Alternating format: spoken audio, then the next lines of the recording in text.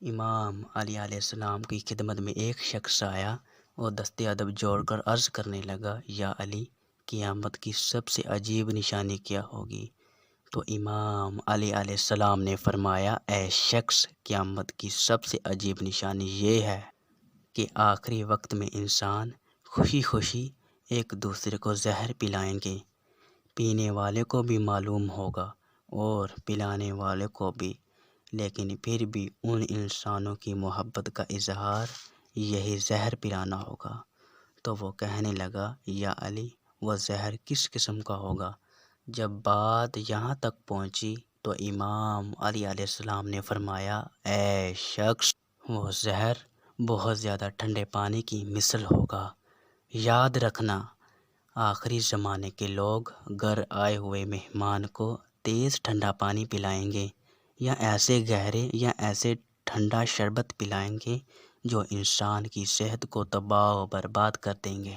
یاد رکھنا، ٹھنڈا پانی معدے کی اندرونی پردوں کو متاثر کرتا ہے، انسان کے منہ کے لبے پہ گہرا اثر چھوڑتا ہے، اور ٹھنڈا پانی انسان کی بڑی آنت کو نقصان پہنچاتا ہے۔ ٹھنڈا پانی انسان کے دل کی رگوں کو جوڑتا ہے، اسے رفتہ رفتہ بند کرتا ہے، اور یوں انسان دل کے امراض میں زیادہ سے زیادہ متاثر ہونے لگیں گے۔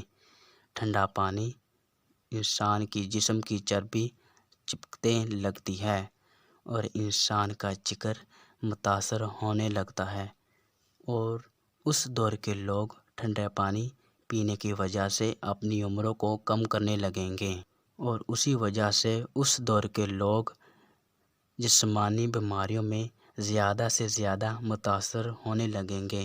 ان کے یہاں تیز ٹھنڈا پانی یا تیز ٹھنڈا شربت بھی خوشی اور مہمان نوازی کی پہچان ہوگی۔